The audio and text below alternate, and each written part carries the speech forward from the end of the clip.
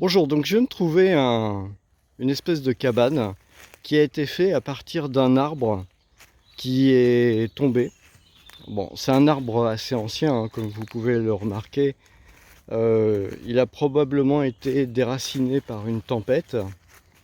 Voilà, vous voyez ici les racines là dans le fond.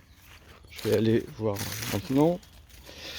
Voilà. Ah, donc ça fait longtemps que cet arbre-là a été déraciné, hein. On voit ici l'endroit où il se trouvait. En fait, c'est pas super clair, mais voilà, ça fait vraiment il y a très très longtemps. Et donc, l'arbre est tombé de manière aléatoire, on va dire, euh, sur un autre arbre. Et en fait, ces branches ont entouré le second arbre. C'est amusant quand même.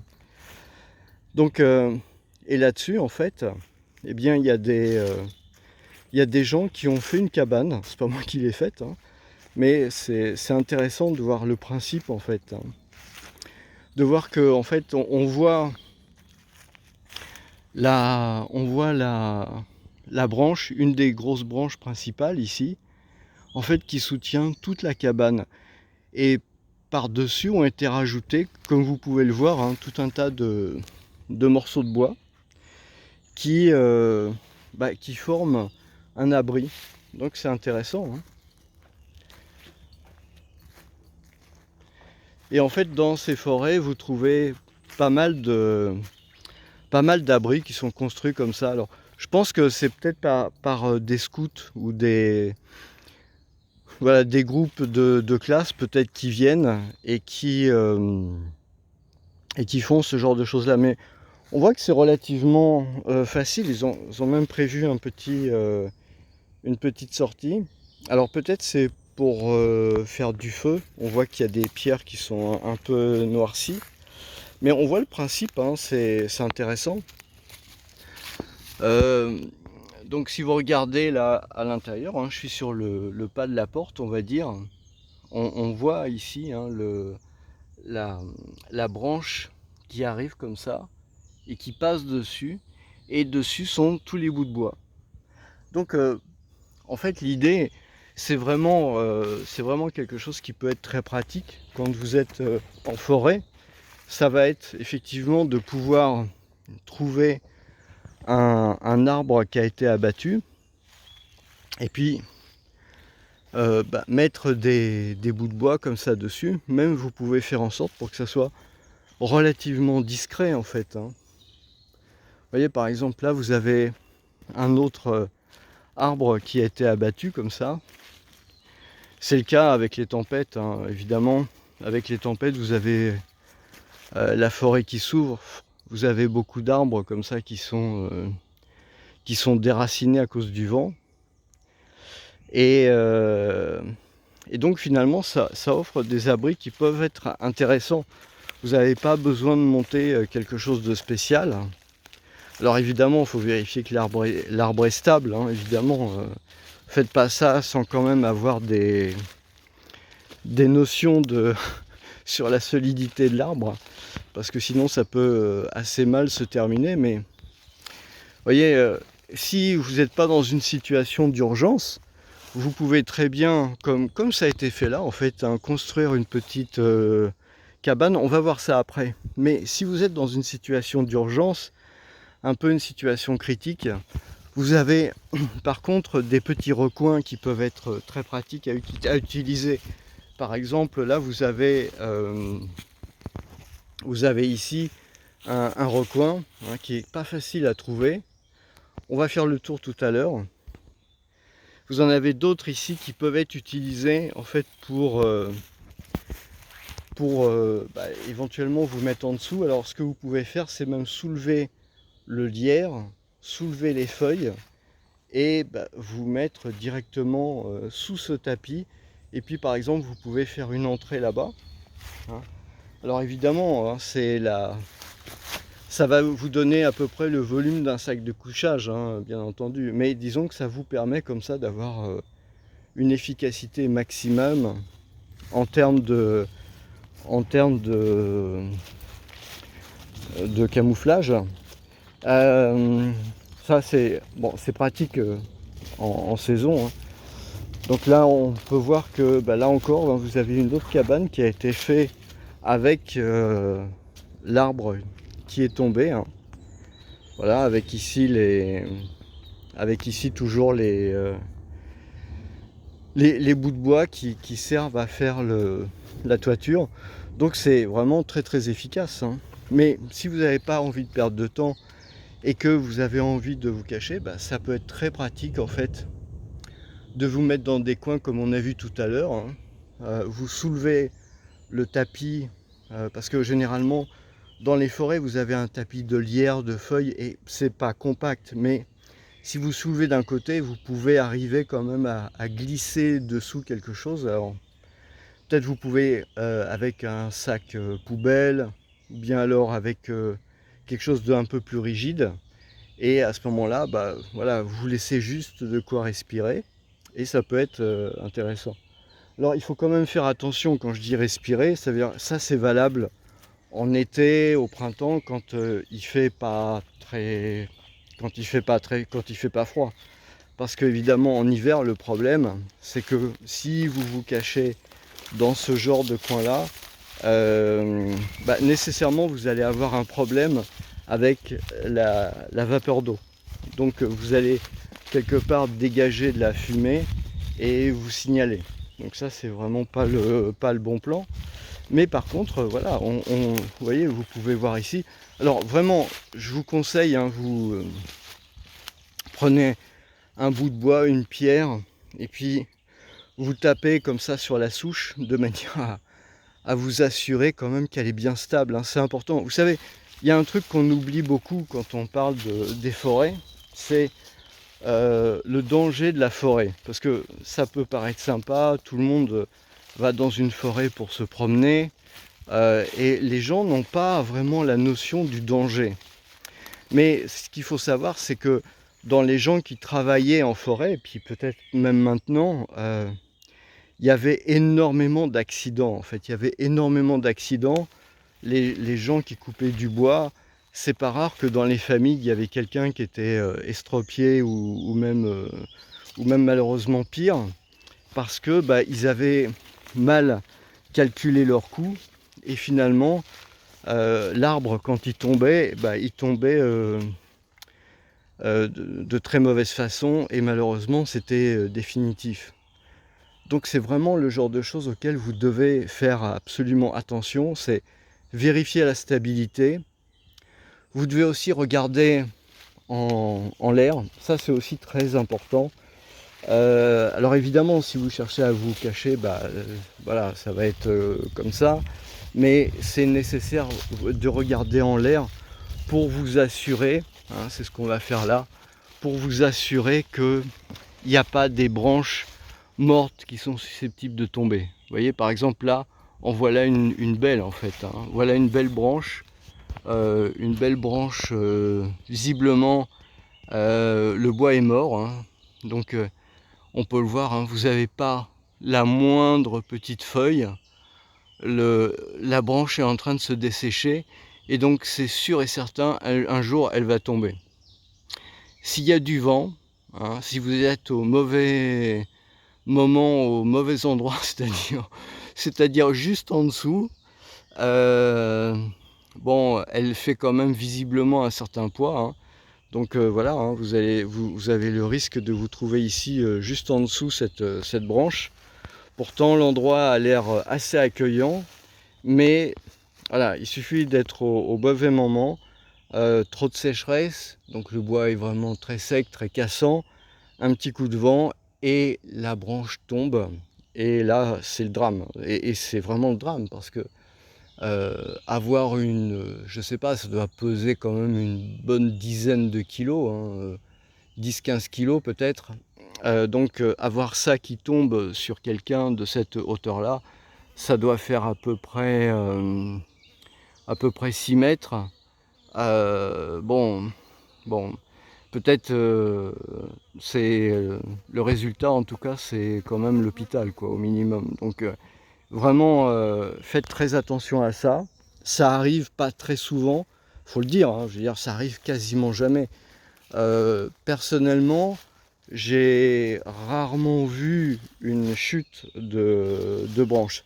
Ça m'est arrivé juste une fois dans une forêt, donc c'est dire, hein, en quelques dizaines d'années, où je marchais tranquillement sur le chemin, et tout d'un coup, eh bien, il y a une branche qui est tombée, mais juste à côté de moi. Alors heureusement, c'était une toute petite branche, bon, avec suffisamment de diamètre quand même pour poser un problème, hein. Voilà, quelque chose comme ça, quoi, on va dire, hein. Donc voilà, ça fait à peu près 40 cm de long. En termes de poids, ça doit faire genre 1 kg, 1 kg, 1 kg et demi peut-être. Donc voilà. Alors je sais pas si ça aurait pu m'assommer, mais en tout cas, bon, ça arrive. Voilà, c'est le genre de choses, et c'est ça dont il faut prendre conscience. C'est-à-dire que la forêt, on a vraiment l'impression que c'est un endroit un peu paradisiaque, comme là on est quand même en été, hein. Je veux dire, regardez comme c'est sympa, hein. Je veux dire, la lumière est belle, il y a un beau vert, il y a du soleil, il y a, il y a le ciel bleu qu'on peut voir à travers les frondaisons. Donc c'est vraiment un environnement idéal, hein. C'est vraiment très sympa. Mais c'est la nature. Et la nature, eh bien, si vous n'êtes pas prudent, si vous ne faites pas attention, c'est malheureusement dangereux. Donc il faut absolument regarder où vous mettez les pieds. Alors, ça c'est important. Là encore, il y a des accidents qui arrivent parce que les gens ne regardent pas où ils mettent les pieds. Vous pouvez avoir un trou, vous pouvez avoir comme ça une souche qui est cachée sous le lierre. Vous pouvez vous faire une foulure en mettant le pied dans un trou qui est caché par des feuilles. Vous pouvez buter comme ça sur une souche d'arbre, hein. D'ailleurs, en passant, c'est intéressant d'ailleurs que je sois ici, parce que regardez, on voit. Alors, il y a une chaîne que j'aime beaucoup qui s'appelle Survie Formation, où la personne en fait qui fait des démonstrations sur cette chaîne a vraiment fait une très très bonne qualité. Et en fait, je pense, parce que c'est sur sa chaîne que j'ai appris que les glands de chêne en fait pouvaient se manger, hein. Donc c'est intéressant ça, parce que en fait, ce qui est intéressant avec le chêne, donc j'espère que ça se voit sur la vidéo. Je vais le mettre en rasant pour que ça se voit peut-être un peu mieux. Vous voyez, vous avez toute une plantation comme ça sous les chênes. En fait, vous avez énormément de petits départs. Vous voyez un peu les départs là, de chênes, hein. Et vraiment, c'est très spécifique, hein. Si vous regardez, vous avez vraiment là en fait vous voyez les petites feuilles comme ça. Donc après, si on va en dessous, hein, bon, je vais enlever un peu la terre. Alors je sais pas ce qu'il en est. A priori, ouais, peut-être c'est peut-être pas trop la saison, parce que au bout d'un moment en fait voilà, le gland, il y a peut-être plus de gland. Mais voilà, ce qui est très intéressant avec le chêne en fait, c'est qu'il a énormément de glands qui tombent, et donc bah, c'est possible comme ça de trouver de la nourriture, hein. Et ça, c'est vraiment un très très bon truc. C'est vraiment un très très bon truc. Où est-ce que j'en étais? Oui, donc voilà, la forêt, ça paraît un univers comme ça un peu féerique. C'est un univers féerique, hein. Moi j'adore la forêt en fait, hein. Vraiment, je trouve ça vraiment super. Mais voilà, le truc c'est il faut vraiment faire attention. Alors on circule jamais avec les yeux constamment levés au ciel, hein. Je veux dire, sinon ça serait carrément pas possible. Mais au moins pour installer une tente, un tarp, ou pour même se protéger avec quelque chose de léger, bon, il vaut mieux faire un check avant de s'installer. Vous voyez, puis aussi, un truc qui est indispensable en forêt, à mon avis, hein, c'est un bâton. Vraiment, là, le bâton, il est vraiment indispensable. Le bâton, ça sert à plein de choses. Donc là, en fait, ce que j'ai fait, hein, c'est simple. Hein. Il y avait un arbre qui était sec. Donc bah, j'ai tout simplement prélevé la branche. Hein, et le bâton, il est comme ça suffisamment solide. J'avais pas l'intention d'aller dans une forêt maintenant, mais comme j'y suis, en fait, je me suis muni d'un bâton. Le bâton, c'est vraiment... c'est quand même relativement indispensable. Ça va vous permettre déjà de vous soutenir. Hein. Vous voyez, il y a une chose que vous pouvez faire, par exemple, c'est comme la marche nordique, vous savez. La marche nordique, en fait, c'est les gens qui ont deux bâtons, un bâton dans chaque main, et qui marchent comme ça. Donc ça leur fait 4 points d'appui, en fait. Hein. 4 points d'appui, c'est extrêmement bon pour la santé. Ça permet de faire des exercices. Mais après, vous pouvez trouver... bon, je ne sais pas qui a laissé ça. C'est une cuillère en alu. Bon, je sais pas qui a laissé ça là. J'imagine que c'est des gens en fait qui ont. J'imagine que c'est des gens qui ont fait ça. Donc encore une fois, peut-être c'est des scouts ou un peu ce genre d'organisme. Donc voilà, je vais leur laisser la cuillère. Bon, ça fait probablement longtemps qu'elle est là, mais bon, comme ils viennent probablement régulièrement, voilà. Et puis en plus, bon, ça risque pas de trop poser de problème. Donc le bâton, c'est vraiment nécessaire, parce que là, vous avez une forêt qui est à peu près bien entretenue. C'est aussi ça important en fait. Hein. Quand vous êtes dans une forêt, il y a des forêts qui sont bien entretenues, c'est-à-dire où il n'y a pas des ronces qui couvrent le parterre de la forêt, etc. Donc où ça risque des départs de feu ou ce genre de choses-là. Bon là, il y a un peu de ronces, hein, mais bon, il y en a pas tant que ça. Et puis vous avez des forêts qui sont laissées à l'abandon, où pour le coup, voilà, bon, il en faut, hein. Je pense vraiment il faut des deux. Il faut des forêts qui soient bien entretenues et des forêts à l'abandon, de manière d'avoir une diversité quand même hein, dans les comment dire, dans la vie un peu, dans le type de plantes, dans le type d'animaux qu'il peut y avoir. Et donc à ce moment-là, vous avez besoin d'un bâton, surtout quand vous êtes en été comme ici, hein, comme en ce moment, où vous avez un risque, surtout dans les forêts du sud, d'avoir des vipères, par exemple. Je veux dire, c'est bête d'aller en forêt et puis tout d'un coup de se retrouver nez à nez avec une vipère et de ne pas savoir quoi faire. Donc déjà, pour commencer, il faut nécessairement des bottes. Hein. J'ai des bottes et je viens de voir en fait une branche qui vient juste de tomber. Ouais, c'est marrant. Hein. Donc, on va aller voir la branche qui est tombée pour voir un peu quel type de branche c'est. Ouais, donc le bâton, c'est vraiment quelque chose de très nécessaire. Et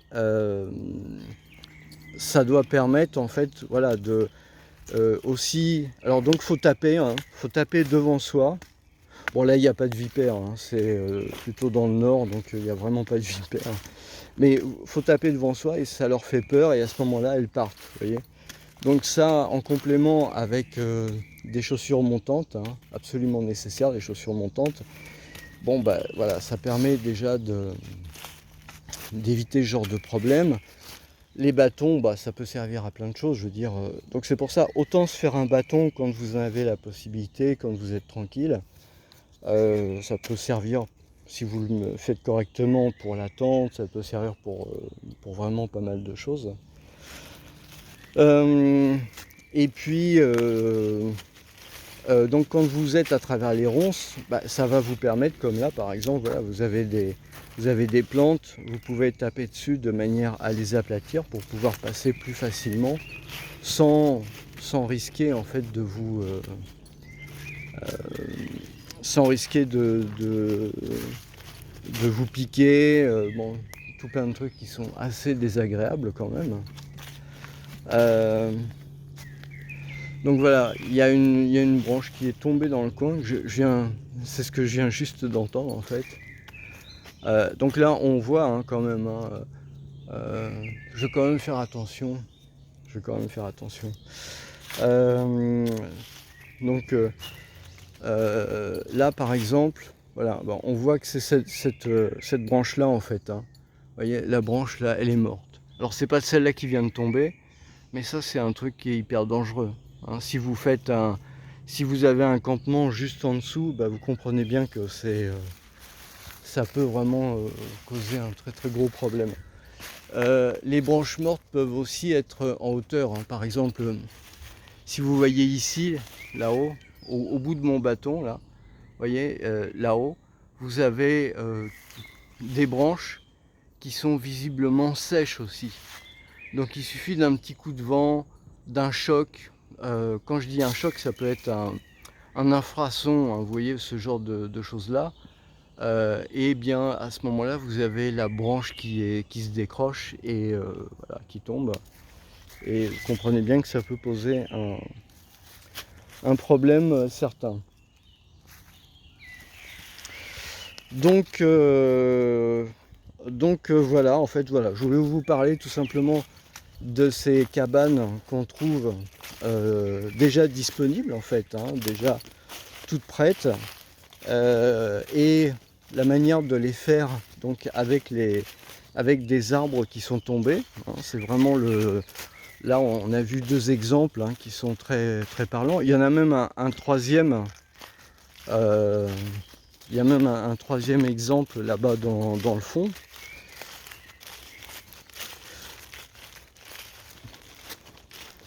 Et donc c'est quelque chose qui est vraiment très pratique. Donc on a vu bon, pour les cabanes avec les arbres qui sont tombés, et puis on a vu aussi la façon d'avoir un abri très discret sous un tronc d'arbre. D'ailleurs pareil, hein, là aussi, hein, vous pouvez... mais encore une fois, hein, vous prenez le bâton, vous tapez à droite à gauche comme ça. Alors c'est pas très discret, vous allez me dire, mais là pour le coup, vous voyez. Donc là, vous avez une possibilité, par exemple, de vous mettre, alors peut-être pas exactement sous le tronc, mais par contre, par exemple, ici, sur le côté. Alors faites attention à ce genre de piquant, hein, vous ne mettez pas en dessous. Mais vous avez la possibilité, comme ça, de vous mettre voilà, dans ce genre d'endroit. Et donc de pouvoir profiter quelque part d'un abri qui est relativement intéressant. Hein. Donc tout dépend de la façon dont est entretenue la forêt. Je veux dire, une forêt, vous avez des coupes régulières. Hein. Il y a des gens qui travaillent. Hein. C'est un outil de travail, une forêt. Hein. C'est un outil de travail pour des gens qui font pousser, qui laissent pousser des arbres. Et puis quand les arbres sont bons, quand ils ont une certaine hauteur, quand ils sont bien droits, etc., et bien à ce moment-là, ils coupent les arbres. Et bon, comme ça fait tourner la forêt. Vous voyez, par exemple, là, vous avez à disposition hein, vous avez ici à disposition en fait des morceaux de bois hein, qui proviennent probablement d'anciennes coupes. Hein. Et ici, voilà, c'est pareil. Hein, vous avez aussi une autre cabane qui a été réalisée à partir d'un arbre qui est tombé. Donc ça vous facilite vraiment la tâche. Hein, je veux dire, alors évidemment, vous allez me dire, ça dépend des circonstances. Hein, et ça, on est tout à fait d'accord. Ça dépend vraiment des circonstances. Peut-être que ça manque de discrétion, mais voilà, vous avez aussi la possibilité, par exemple, alors c'est vraiment pas très grand, hein. Ça mesure pas plus de, allez, 20-25 cm de hauteur en fait ici, hein. Mais voyez, là vous avez, je sais pas si on voit bien le relief, mais c'est quand même intéressant, je trouve. Vraiment, c'est intéressant de voir ça. Parce que si vous voulez, les grands camouflages, c'est pas nécessairement très simple à gérer. Par contre, là, vous avez la possibilité, donc ici, hein, vous voyez le relief, là vous avez la pente qui descend, donc là, ici vous avez une possibilité, vous avez aussi une possibilité là, hein. Alors évidemment, il y a la question de l'eau, hein, donc il faut faire attention, par temps de pluie, c'est probablement pas une bonne idée nécessairement d'être dans ce genre d'endroit, hein. Mais vous voyez par exemple ici, par exemple, là, si vous voulez, l'intérêt d'avoir ce genre de camouflage, c'est que finalement vous êtes sur une barrière naturelle. Vous voyez, quand vous regardez de loin, en fait, ici vous avez là une barrière qui est tout à fait naturelle. Donc l'œil s'attend déjà à voir quelque chose, une barrière. Donc si vous vous mettez en dessous avec un peu de feuilles, avec un peu de feuilles, du lierre, des choses comme ça, tout de suite, ça se fond très très vite en fait dans le paysage et vous serez remarqué beaucoup moins facilement. Mais bon, il faut quand même avouer une chose, hein, c'est que dans une forêt comme ça, bon, c'est super agréable, c'est vraiment très cool. Seulement, c'est l'idéal, hein. C'est-à-dire que là, vous avez de la nourriture, hein, avec les glandes chênes. Vous avez de la verdure, vous avez peut-être même des feuilles d'arbres qui sont comestibles dans le coin. Vous avez donc la verdure pour vous cacher. Voilà, il y a vraiment tout ce qu'il faut. Mais bon, c'est l'été, quoi. Je veux dire, c'est le printemps. C'est voilà, ça, c'est valable selon votre région, quelques mois par an seulement. Et il y a différentes contraintes évidemment quand vous êtes en hiver et qu'il n'y a plus de feuilles nulle part. Tout devient plus compliqué. Trouver à manger, pouvoir se camoufler, c'est toujours des trucs qui sont beaucoup moins simples en fait, hein. Vous voyez, encore une autre cabane, vous voyez, donc il y a des ressources qui peuvent être utilisées. Voilà, j'espère que cette petite promenade vous aura plu et je vous souhaite une très bonne journée et à la prochaine.